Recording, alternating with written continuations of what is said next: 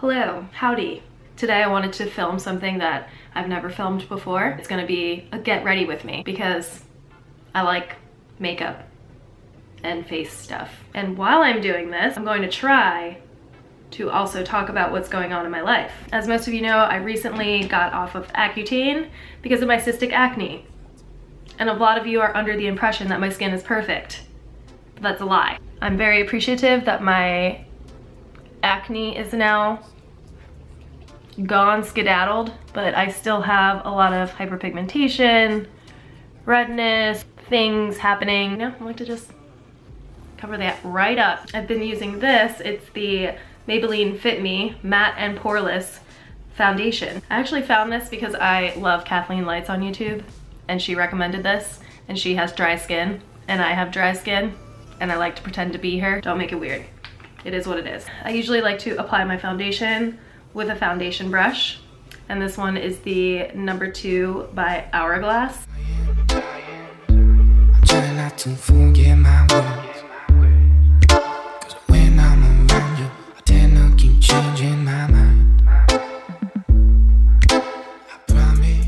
I'm going through an early life crisis. I wouldn't call it midlife. I currently live in New York City, and it's great. I love it. Great friends, great times, great places. One thing that's not great is the cost. It is expensive, and my rent is very high. I don't even want to say how high it is. My building is amazing. It has a gym. It has a doorman that I love.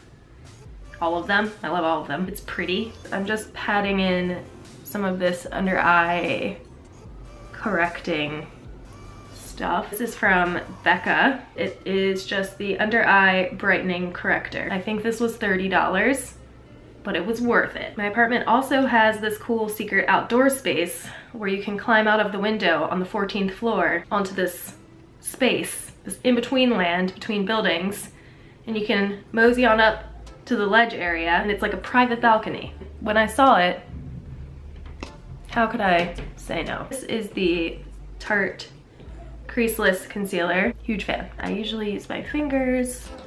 Your mama says I'm a fool, and yeah, maybe that's true, 'cause I can't stop thinking about you. A little bit more padding, never too much padding. Usually one concealer is not enough, so I use 2. I also use the Shape Tape from Tarte because it's the best, and so is this one.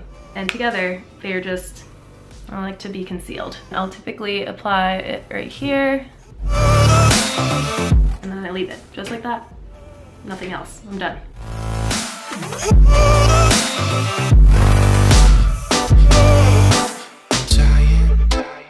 So once I am done blending that in excessively until my arm hurts, then I add more concealer.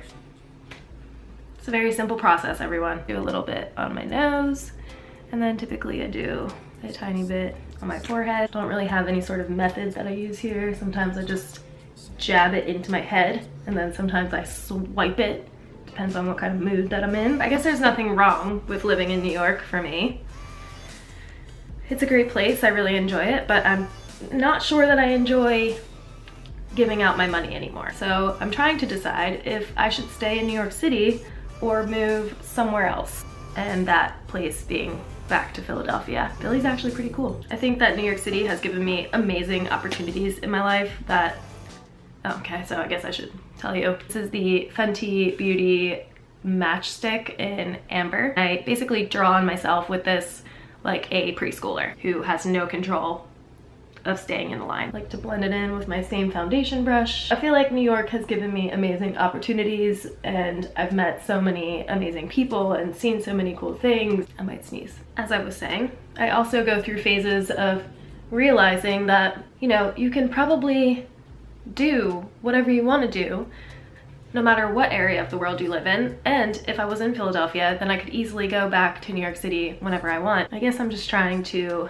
make adult decisions. Those decisions are usually hard and not my favorite. I don't know if they're anyone's favorite. I'm sweating because of the amount of rubbing on my face that I'm doing. I'm just gonna fan braid. I usually take my eyelash curler and just squeeze my eyelashes. I do really want to kind of try that lash lift thing. I'm too afraid to get like the eyelash extensions because I've seen a lot of patients who come into the office and they have eye infections or allergic reactions from the glue, and I don't want that. And I also see a lot of them afterwards lose all of their lashes. Not sure that it's worth it, everyone. But the lash lift thing seems kind of cool. You're just kind of like doing a perm on your lashes. Once I've done that, I'll do my brows, and I use the Anastasia Brow Wiz. One complaint is that mine always break. I'm not sure if I'm just too rough on the brows or what, but my little spoolie at the end has been just breaking on the past two that I've owned. But don't worry, I have shoved it back into the pencil. It's a lot shorter, but it's in there. This is the complicated part.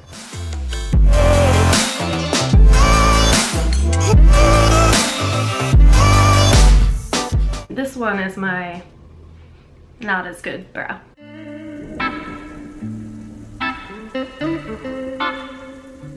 Usually we'll brush the hairs 5 million times for no reason, but it just makes me feel like I'm doing something, you know? I have gotten my eyebrows microbladed in the past one time.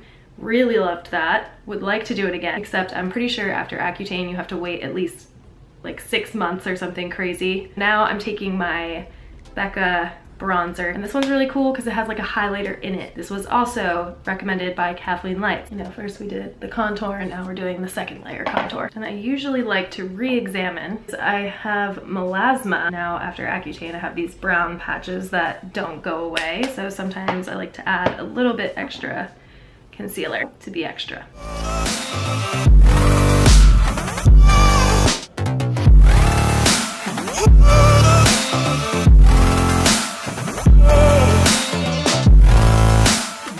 And then I will use my mascara. This is the Thick and Fast from Soap and Glory in Wicked Black. And my friend Lauren showed me this when I was in London, and now I love it, mostly because I want to be like her. She's really kind and sweet and perfect and has great lashes. The worst part about makeup is when you're doing your mascara and then it hits your face and it ruins your day.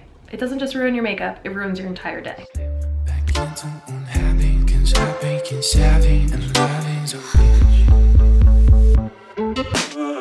I think New York has really helped make me more independent and more motivated. Although I was those things, but I think it just added to those things. If you live in New York, you know what I'm talking about. And actually my first New York lesson that I ever had was one time I was running late for work. I was getting onto the subway. The subway was packed. There was no room to step on. And I said to the group of people staring at me on the platform at Wall Street, I said, "Do you guys mind moving in a little bit?" And guess what? They moved in and I got onto the subway. I'll always remember it. It taught me a lesson to, I don't know, tell people to move and they'll move. No, you guys know what I'm saying. I usually apply brow gel, which I'm gonna grab out of my bag, and then lip gloss because I don't like no chapped lips. I have been using the Nars brow gel, but I like to switch it up, and it's just clear. So I'm gonna put more stuff on my brows now. And I kind of just like feather them up a bit on the other side, because if you don't do the other side, then that's weird. And then last but not least is the lip gloss that I've been using. Flesh Astral from Pat McGrath Labs. I love her stuff. It's very expensive. I probably shouldn't buy it, but